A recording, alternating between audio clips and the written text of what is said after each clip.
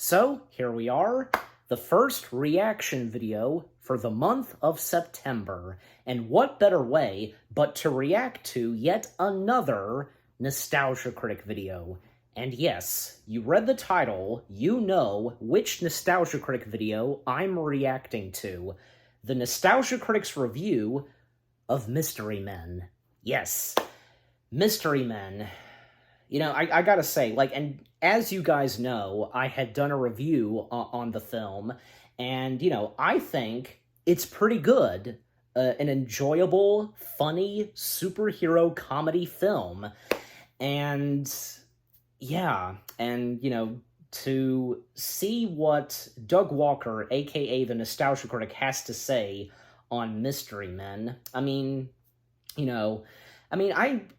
I don't see why not. I'm sure he would have some decent things to say on it, some okay things to say. You get my point, And by the way, I'd like to point out, because the running time of the Nostalgia Critic's review on Mystery Men, 19 minutes. And, when I saw that, I was like, wow, only 19 minutes? But, some past Nostalgia Critic videos, and definitely some old Nostalgia Critic videos, they've been I want to say 6 and 10 minutes, somewhere between those running times, I should say. And, but for Doug Walker and, doing Nostalgia Critic videos, they've come a long way, and how long they would turn out. And I tell you, because, for me, when it comes to, me doing review videos, reviewing movies and shows, I'm being completely honest, and I'd like to point this out, that I never know how long the review videos that I do, how long they would turn out, and the running time. I did not expect my review of Mystery Men to be 47 minutes, yeah. But, here's the thing. For anybody reviewing movies and shows, doing their own review videos, and how long the running time is on their review videos, how much it's worth to talk about this movie, this show, you get my point. So, there's that.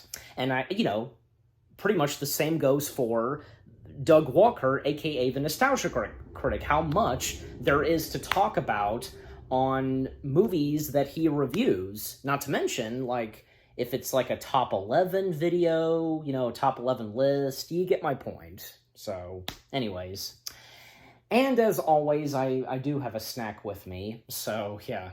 And by the way, because I was wow, this only being 19 minutes, well, I then realized that this is one of the installments that he does, and this being the Freak Show Cinema, yeah, he's done that, he's done What You Never Knew, talking about top 11 fun facts / Easter eggs about movies. And, speaking of which, I really enjoyed the What You Never Knew videos that the Nostalgia Critic had done. I'd like to see Doug Walker do more of those.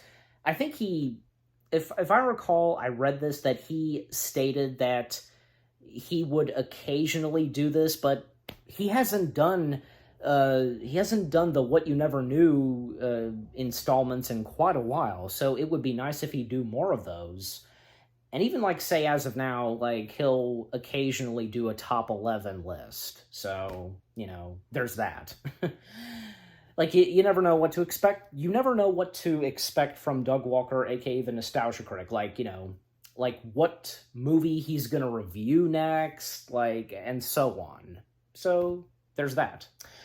Alright, so without further ado, we shall begin the video. Alright, and raise the volume a bit. It's good. Alright, so, again, without further ado, we shall begin the Nostalgia Critic's review of Mystery Men in 3, 2, 1, play. This episode brought to you by DoorDash, the app that brings you food you're craving right now, right to your door. Also brought to you by Kiwi Code, helping the next generation of innovators become creative problem solvers and critical thinkers. That's nice. Ladies and gentlemen, behold the outcasts, the creepy and depraved, the bizarre creations not meant for the normal world. Embrace the twisted weirdness of freak show cinema. All right, let's get on with it. If you were to read the script for 1999's Mystery Men, you wouldn't think it would be in a segment like this. Usually we talk about films that are dark, strange, and ridiculously bizarre. But from a writer's point of view, Mystery Men sounds like a standard superhero comedy of the 90s. It even has 90s comedic staples like Ben Stiller, Janine Garofalo, Hank Azaria, Greg Kinnear, William H. Macy. Jesus, Kel from Kenan and Kel is in it. There's no question what kind of standard 90s comedy this was supposed to be. Yep. What we were given was a weirdly shot, oddly designed, bizarrely color-coded light comedy, except when it would go out of nowhere dark and freaky. This feels like a movie that had 5 different ideas of what the final product was supposed to be. Just look at the advertising. You can tell even they were struggling with what kind of identity this movie was supposed to have. The actors were constantly improvising to make it comic funnier. book The director adaptation? admitted he didn't like the script and planned to go back to commercials after it was all over. And most people don't even realize it's based on a popular comic of the time called The Flaming Carrot. I read The Flaming Carrot. I had no idea it was based on that. It was so loosely connected. Oh, I didn't know it was Well, actually pretty hard at the based box on The office. Flaming The film Carrot. has been getting a bit of a resurgence over the years. Not just because of how strange it is, but I do stand by the comedic writing in this is pretty clever. I'm not sure if that was the script or people improvising, but there are a lot of funny scenes. Police said it was an accident. He'd come home late one night and fell down an elevator shaft onto some bullets. You do have to ask, though, is that enough to make it a good movie? Uh, Like a lot of strange films that do things unconventionally, that's not always the easiest question to answer. But maybe we can take a closer look to find out. The film centers around a group of Z-list superheroes. The Shoveler, played by William H. Macy, the Blue Raja, played by Hank Azaria, and Mr. Furious, played by Ben Stiller. Though they try to save the day, they often make things worse and have to be bailed out by the city's real superhero, Captain Amazing, played by Greg Kinnear. He's covered with endorsements and cares more about his image than crime because he did too good a job defeating all the supervillains. So he breaks out his arch nemesis and being a Frankenstein, played by Jeffrey Rush. spokesperson. Finally, the comics creator swears this villain was chosen solely for the name. Who outwits Captain Amazing and captures him. Thus, it's up to our would-be heroes to save the day. They recruit other pathetic supers, including the Spleen, played by one of Paul Rubin's many attempts at a comeback, the Bowler, played by Janine Garofalo, and Invisible Boy, played by Kel Mitchell, who can only turn himself invisible if nobody's looking. So he has no idea if he can actually do it. Now, your first thought may be, oh my god, not another superhero satire. Keep in mind, though, in 1999, clever commentaries on superheroes, at least in TV and movies, was not that common yet. Even the ones that were successful were marketed more towards kids. The Tick, Darkwing Duck, even Blank Man was marketed more for teens. Oh my So the idea of gosh, I this great forgot about deconstructing that. of superhero tropes through dark and twisted storytelling simply wasn't a thing yet. But hear me out. Mystery Men might have played a part in it becoming a thing.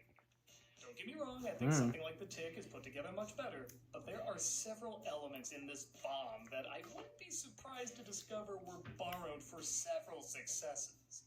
Captain Amazing, for example, is essentially Homelander. He's egotistical, he'll let people die to make himself look good. He's the epitome of commercialism. He even kind of looks like the guy. To know that the companies that make these fine products want me to be their spokesperson, their voice. The idea of a superhero comedy looking more dark and gritty as opposed to bright and colorful is a quality you would see in films like Kick-Ass and Watchmen. Even the idea of second-tier superheroes cleaning up the mess of the original superheroes has a familiar Invincible or Venture Brothers feel to it. Hell, being unconventionally weird just for the sake of being unconventionally weird, you can connect to a lot of superhero movies nowadays. But that last part might be why a lot of people don't get into it that much. Just look at how the film starts. I'm sure the script says it's a bunch of criminal masterminds robbing a senior center. Okay, sounds simple enough, but look at how they show it. Yeah, like... What the fuck? fuck am I looking at right now? Exactly. And it's not like this builds up to a punchline. Arabian dance. This is just what's going on before the bad guys break in. No offense. I have no idea what this is supposed to be. When the fight sequence starts, it's shot, I guess, like your typical odd fight sequence with a lot of handheld cameras, extreme angles, and wide lenses. But when the fight is over, you realize the whole film is shot like this. It's always handheld. Most of the angles are extreme, and almost every shot uses a wide lens. Yep. Now, here's the thing. There's plenty of films that do this, and it works. Directors like Terry Gilliam have told wildly surreal stories that should be told in a wildly surreal way. The style often helps the film. I don't think this style helps the film as much as distracts from it. It depends. When The Tick first got its live-action series, it had a similar problem. They got a bunch of weird, distorted shots, but that's not what made The Tick funny. The Tick was funny because it was asking what if superheroes lived in the real world. So it was drawn like the real world. There just happened to be superheroes in it. The absurdity was emphasized by how much the weird stuff stood out against the normal stuff. But in this film, everything's weird, resulting in sometimes the comedy being lost. This image of the shoveler returning to his suburban home with his normal wife doing the dishes is pretty funny. But look at the shots it changes to out of nowhere. Oh, no. You're a good husband. Yep. And a good father. But that's all. Am I watching ASMR? What is this? Maybe the strangest shot is when a device is used to turn henchmen against each other. All they're supposed to do is bicker and fight each other. Again, something that should be pretty easy to shoot. But the camera is placed on the floor, and each henchman bends down to look at it. At least with the other shot, it's the point of view of the people talking. I have no idea what the mindset was for this. It's so By the way, bizarre. like, One of the scenes Clockwork most Orange torn out did is something the like death of that. Captain Amazing. Again, the setup should be pretty simple. He's strapped to some kind of death ray, and our bumbling heroes push the wrong button, killing him. Your first thought may be his head explodes, or he turns into a skeleton. You know, something quick to get the biggest laugh. But no, this is how he's killed.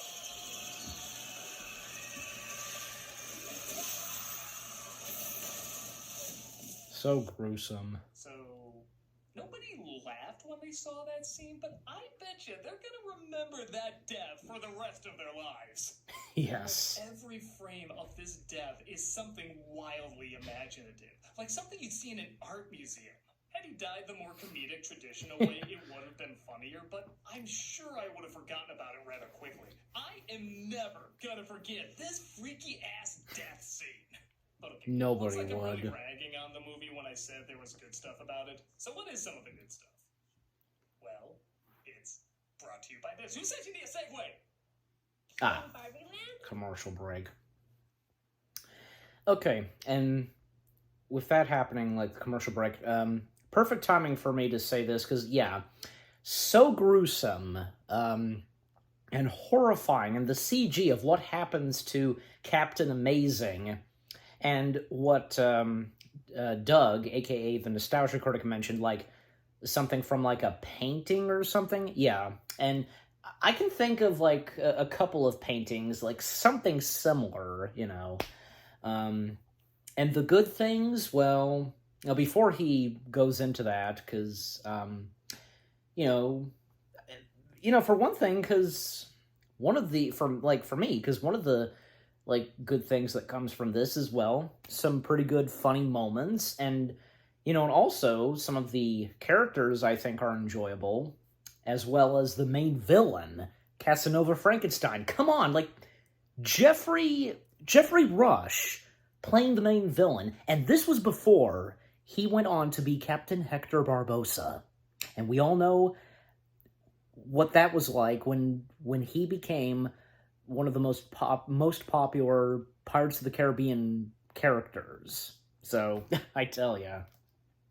Like, Jeffrey Rush just really nailing at playing evil. I mean, for Hector Barbosa, because, he was an anti-character. And especially as the franchise continued on. You get my point. So, anyways. What's in the box? Okay. Would you like to know? And a sponsor from Doug, Let me see. Fast forward. Okay, there we go.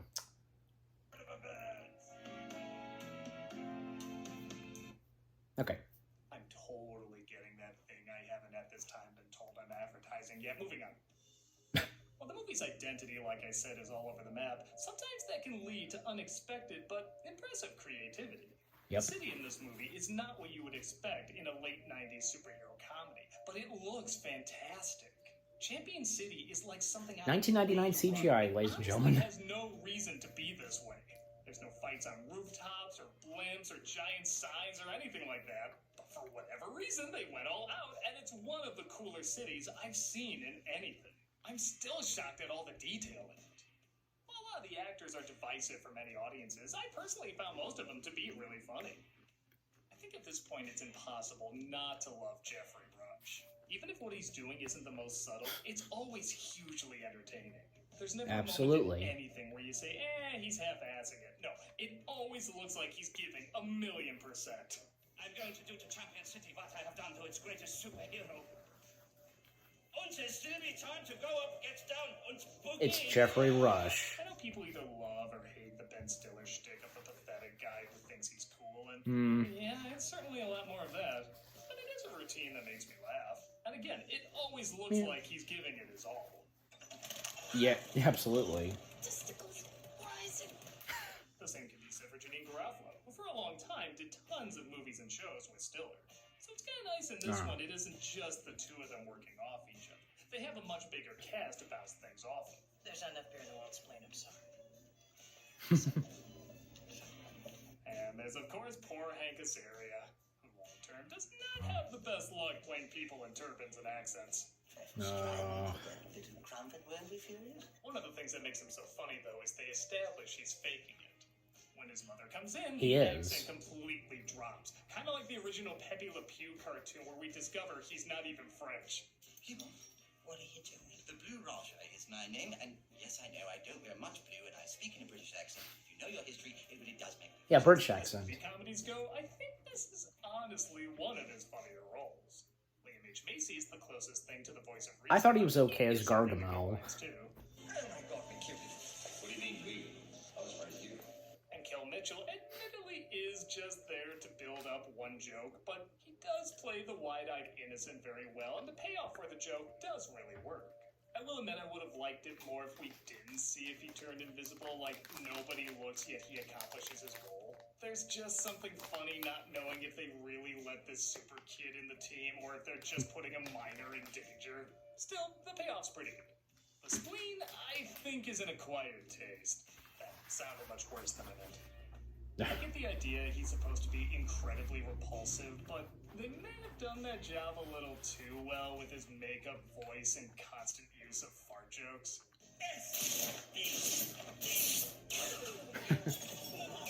But his superpower works. When I saw this in the theater, his scenes did get the biggest laughs, so I guess it's just personal preference. Exactly. It is definitely a laugh. By far my favorite character, though, is the Sphinx. The wise guru who sounds like he's saying words of wisdom when it's really total nonsense. To learn my teachings, I must first teach you how to learn. Goes right up to the point of being like confusing. He becomes so predictably pretentious that they start finishing his deep backwards riddles. Until you learn to master your rage. Your rage will become your master? That's what you were going to say, right? Not necessary. And he does have the line that, hands down, I've quoted the most from this movie. You dress in the manner of a male prostitute. That will never not make me laugh. Oh, did I say this cast was divisive? How about Dane Cook, Eddie Izzard, Artie Lang, Michael Bay, and Smash Mouth to top things off? Michael Bay. It wasn't Shrek that gave us All-Star like a lot of people think. It was actually Mystery Men. But the film did so poorly, they used it again in Shrek, making it last a long time. Absolutely. So thanks for that. The movie also randomly has a surprise understandable non-violence. And yes, I did say surprise because it only happens in the last third. When they go to get gadgets for the big climax, they discover none of them actually kill anyone. The creative ways these weapons take people out without actually taking them out involves a ton of imagination, and you could argue was a blueprint for the weapons from Spies in Disguise, which also use weapons designed not to kill anybody. And like I said before, a lot of lines are just plain funny. Yep. The check 3 ways the steak eater picks the pocket of the salad. Just give me the money, Jeff. How about the reason why the obvious alter ego for Captain Amazing couldn't possibly be Captain Amazing? Lance Hunt wears glasses. Captain Amazing doesn't wear glasses. Making fun of Superman, you know, the whole thing. This barbecue cookout to recruit other heroes is so bizarrely hilarious, they even got Doug Jones to play one of the heroes. Yes. Yet he's not what steals the show. I am Pencilhead. And I'm That makes it more funny. I want to do everything as enthusiastic as that kid said, I am son of Pencilhead. And like I said, a lot of jokes that are used nowadays for superhero parodies were used here as well. Were they done better in later parodies? Absolutely. Maybe that's why, despite its problems, I can't fully dislike this film. Because if something didn't work, at least it didn't work in a different way. I've seen so many comedies fail doing the same stuff over and over. But not only does this have some really good laughs, when the laughs don't work, it gives me something unforgettably odd. This film should be remembered for being one of the earliest gritty cinematic parodies of superheroes, even if it's not the best one. I'd like to say Mystery Men walked so the boys could run, but it's more Mystery Men stumbled through a handheld shot, got lost in a pointlessly giant city, and got yelled at on the floor by awkward henchmen. So the boys could run. Its problems are obvious, but they're interesting. I've heard so many people go back and forth about whether or not this is a good film, and it's honestly a fun discussion to have. The moments that work are easy to explain. The moments that don't are so hard to put into words because you can't always understand the mindset behind it. It's one of those few movies where I think half of it works, half of it doesn't, but the stuff that doesn't work might be more fascinating. It's like a puzzle I'm never convinced I finished. Whenever I think I figured out what's good and bad about it, time will pass and something that used to work will be lame, but something that used to be lame will suddenly work. I guess it truly is one of those comedies that changes over time, whether it's for better, worse, or both. Yep. I can't help but be sucked in by films like that, and yes, maybe have a secret love for it. It's like a scientist looking at a life form he thought he understood, but suddenly discovered new information about it. How can't you be intrigued? With that said, what do you think of Mystery Men? Do you think it's smarter than it looks, as dumb as it looks? Or is there somehow both more and less to it than you originally thought? Let me know in the comments and keep the anomaly of Mystery Men alive and, well, enough. Yeah. I'm a nostalgia critic guy, remember? So you don't have to. See you next time, Doug. You dress in the manner of a male prostitute. You had to play that, of course. Hey, Doug Walker here doing the... All right, and the charity shout-out, as always. Yes, I think Doug, a.k.a. the Nostalgia Critic, made a good point. You know, the last words he had to say about Mystery Men. So, yeah. All right. But enough said. Jump cut to my thoughts now. Hey, guys. So that was my reaction to the Nostalgia Critic's review of Mystery Men.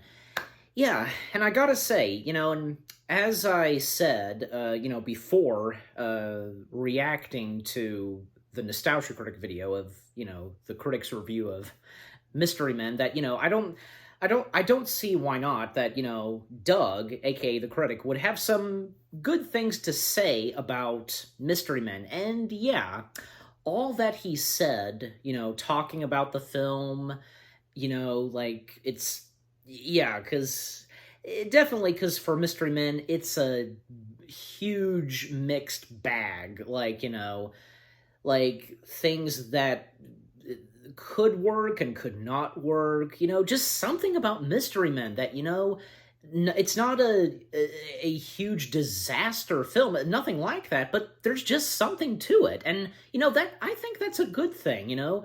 And there are plenty of other movies that share the same thing like what Mystery Men has. And yeah, I never thought of that because, you know, and as Doug pointed out, like, you know, talking about The Boys, and I don't see why The Boys would have taken some inspiration from Mystery Men. It's totally obvious. And, because of the comedy and the darkness, just so much to it. Yeah, because if you think of Mystery Men and Boys, then it's like, just like, boom, it hits you like, wow, But yeah, and yeah, I'm glad that Doug agrees that, Jeffrey Rush is enjoyable. He's so good as the main villain. And, as Doug pointed out, the villain's name and, his last name being Frankenstein. And, like, to me, it's like, I don't know, Casanova Frankenstein is not doing anything Frankensteinish. You know what I'm saying? Like, none whatsoever. Nor even, say, having, like, the monster / creature, I mean, okay, I mean, he does have weapons and gadgets and has that fraculator, yeah, that device. So I guess, like that counts. But yeah, and like talking about, the actors in this, like, from Ben Stiller and, Furious, and his real name being Roy, because, yeah, moments with Furious in the film, but overall, because, he does get some funny moments, and the energy that Ben Stiller has, and when, there are moments where Furious is, going nuts, and his furiousness is unleashed, just really good, and William H. Macy, as Doug pointed out, yeah, really good, and The Invisible Boy, and you know what? He didn't even point out that, he didn't mention anything Good Burger, because it is Ed, welcome to Good Burger, home of the Good Burger, can I take your order? Yes. Talking about Paul Rubens, and what he said, like, trying to make his career good, what Doug said. Yeah, but, I mean, yes, because, what happened with Paul in the 1990s, because, he went through some bumps in the road, and, he went through depression for a while, but, he did get back up on his feet, like the later movies that he did, and, when he was doing more stuff with, his character, Pee Wee Herman, and when he did this film, and what would come next, you get my point. So, yeah, and also, because, again, I should have seen it coming, what he had to say on Captain Amazing's death, like, yeah, because anybody who watches this movie for the first time and seeing that for the first time, they are not going to forget that. Just the haunting CGI visual effects, his body being warped because of the psychofraculator, the device, that's killing him. Yeah, just, oh my gosh. And to think that this is a PG-13 film, like, I tell ya. So, but I mean, like, it's like I don't think, like, there's really very gruesome about it. You know what I'm saying? Like, nothing like, saying a slasher film. You get my point. So, and yeah, even, like, also, because speaking of the CGI and visual effects, yeah, like, Doug made a good point, because, looking at the CG in the film, even as of now, like, Champion City and shots where we see the entire city, and Doug talking about the detail, yeah, just really good. And the fact that, this film came out in 1999, the CGI in the late 90s, like, wow, sometimes looking good, sometimes, certain shots, you get my point. So, and still, even to this day, like, some films where, you could see, like, which shots have some really, really good CGI, and some shots where the CGI is, and yeah, even, like, also, another thing, like, yeah, I should have known that he would talk about this, that, the close-up shots, And yeah, a lot of close-up shots, not just like, say, like faces getting close to the camera, and like how we sometimes see the character's point of view. Like, good example, the conversation between the shoveler and his wife, that. And, and also talking about, like, one of the, biggest, funniest moments in the film, Spleen and his superpower, a super fart. Talking about, the cameos that we get. I completely forgot about Michael Bay's cameo. I don't even think I realized that he was in the film. And, mentioning and bringing up Doug Jones, and to make his cameo more funny, the Pencil Man's son. Yeah, father and son being superheroes. Yeah. And Doug made a good point. One more thing. Doug made a good point that, there's a lot more really good superhero comedies that share what Mystery Men has, from The Boys, that animated superhero show that's on Amazon, with J.K. Simmons. And, the list goes on. It's amazing, like, sometimes, they would be good and decent, but sometimes not really. I mean, as Doug pointed out, like, some comedies from, say, epic movie, superhero movie, and that one film with Anna Faris, the hot chick, yeah, that film. Yeah, but overall, Mystery Men, again, can definitely tell that this film is very mixed. There are those that I don't see why not, really enjoy this film, but, there are those, that just, just really don't know what to make up with this film. And, again, this film being a very mixed bag. So, just something to it. Not god-awful, but there's just something to it. Like one of those movies that, you just don't know what to make up with it, but at the same time, it depends. Like, you would enjoy this movie. You get what I'm saying. And for me, I enjoyed this film, and, I think it's a really entertaining, funny, comedic superhero film. And what about you guys? What did you think of the video itself, of the Nostalgia Critics review of Mystery Men? What did you think of my reaction? Leave comments, and give this reaction video a like, as always. So, with all that being said, thank you very much for watching. I hope you guys enjoyed my reaction to the Nostalgia Critics review of Mystery Men.